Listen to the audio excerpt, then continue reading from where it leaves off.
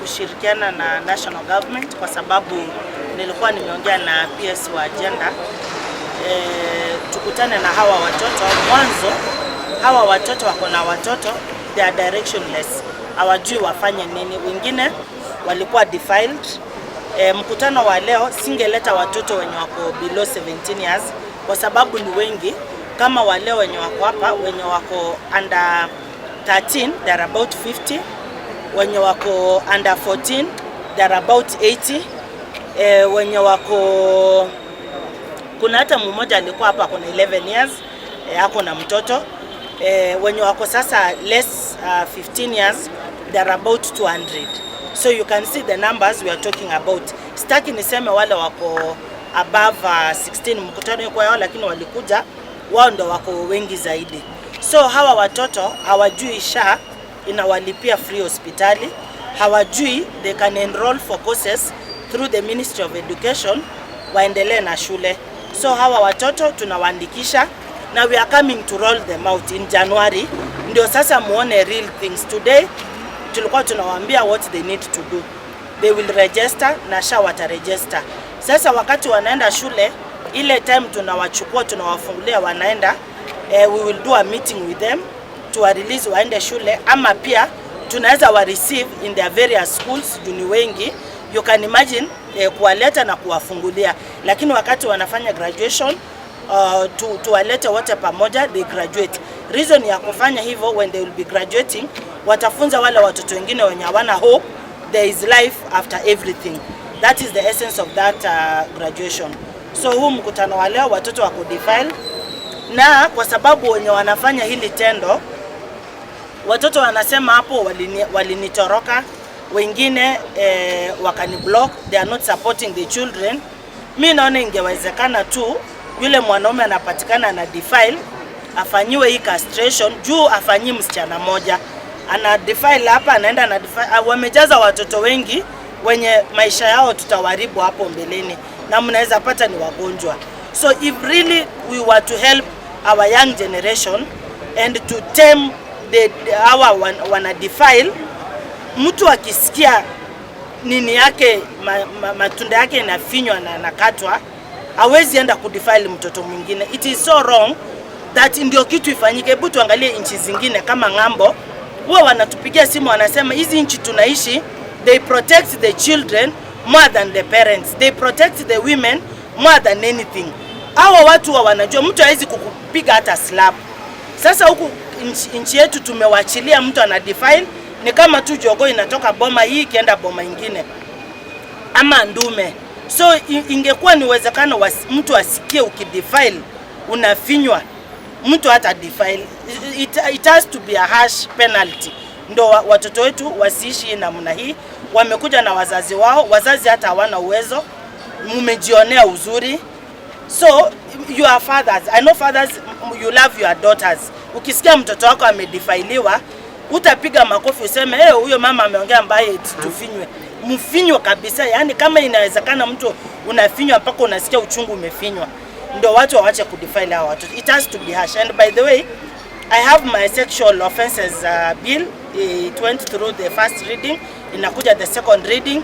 Hiyo ina propose tunakuwa na all sensitization yote inafanyika kwa mashule, awareness, watoto wanafunzwa, hakuna mtu anakufanyia FGM. Hii mambo ya teen pregnancy mnaambiwa life after it, how to do the prevention. So the bill is about to task the Ministry of Education ifanye public awareness in all schools, watoto wajue about this thing. Juu kuna wale ukuwa defiled immediately wanaoga, wanaharibu evidence. Na wale wenye wana defile wanaambiwa utafungwa forever, watakosa kufanya hili jambo. So that is why we call these kids around. Serikali itawapeleka shule, watakuwa registered free for SHA, so that their kids can access any service they need from our health services. Wazazi wanaletewa 10,000, wazazi wanaletewa 15,000, they pull out their cases. We know because kuna cases huwa tunafuata. Of course there are some few elements kwa hizi kangaroo courts, pia wanapewa pesa, wanaharibu kesi, they tear the evidence, wanasema file yako ipatikani. That is the worst bit that we get from the kangaroo courts. Mtoto anaenda kuangalia ile file yake anapata iko. Now those ones who want the case to be heard to determination, unapata mzazi anapewa zawadi, mnafanya arbitration kwa kesi ya defilement. Surely what is that? So if hizi kangaroo courts, tafadhali msichukue hongo, msaidie hawa watoto, defilement zitapungua. When you see the defilement cases are high, kuna mtu amelegeza kamba mahali fulani, so you already have the answer. Mtoto alienda ku report kesi ya defilement, jioni hivi amebakwa, alikuwa amevaa tight. So before hata huyo mtoto aeleze shida yake, walianza kumcheka, ona umevaa tight, you are the reason why you are defiled. They get an excuse as to why wanawacheka, wanasema tena saa zingine si polisi wote. Kuna polisi usema hizi kesi sasa muende muongelee kule nyumbani. Watu wana defile, wanakamatwa na wanafanyiwa full determination of their cases. Cases zingekuwa zimepoa. Do investigative journalism, you will get these stories. Zile sisi tumefuatilia, hawapati ana assistance kutoka kwa polisi.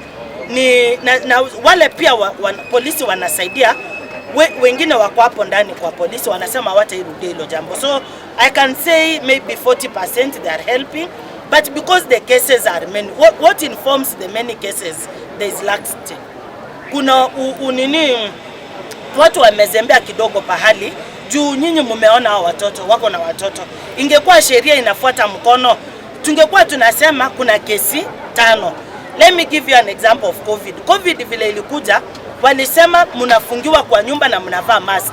The cases went down za COVID. Aya, saa hii the cases are high because kuna mtu pahali amelalia kazi yake. Hawa watoto wako na mimba, hawajapata na hewa, hawajapata kwa kukula mandazi. They are below 15 years, meaning there is someone who has slept on his or her job. Ile kitu nataka kuwaomba, avoid kukaribisha kila mtu kwa nyumba. Hata kama kuna shida gani, saizi mahali imefika tuweke mipaka. Hao wenye tunaona hapa, they are very few. Kuna wengine wamefichwa kwa nyumba. Ukiona venye wako wengi hivi, kuna hao wenye wamefichwa kwa nyumba ni wengi. Sasa ukikompare, multiply your number by 2, those are the criminals we have in this world. Na hiyo ni Kisii County. Ukienda na other counties, we have this. So meaning, we have no future generation if we are not going to raise up our hands to fight this. Tunaomba mama county, tafadhali tushikane mikono, we fight this and for it to come to an end, please. We are all suffering. Kama mimi kutoka Mosocha, I've been suffering. Mtoto anafanya mtihani hapa, analetewa mpaka KTRH, inabidi nilipe mwalimu 700 akuja amfanyishe mtihani, na hiyo ni kitu hata serikali inafaa kugharamia shwari. Kufika kwa mwalimu ananiambia stories zingine, nikaona hapana, mtoto ni wangu, siwezi nikamwacha. And already niko na mtoto mchanga pia, siwezi nikaacha mtoto eti sasa amepata eti nimwachilie. Tujaribu kushikana mikono. Na kuna hizi police station, please, kama ningekuwa na uwezo, kuna askari hata hapa angefutwa hata kazi. Unamchukulia kesi ya defilement, anakuchezea, kumbe anataka pesa. Instead ya kuambia nataka pesa unikusaidie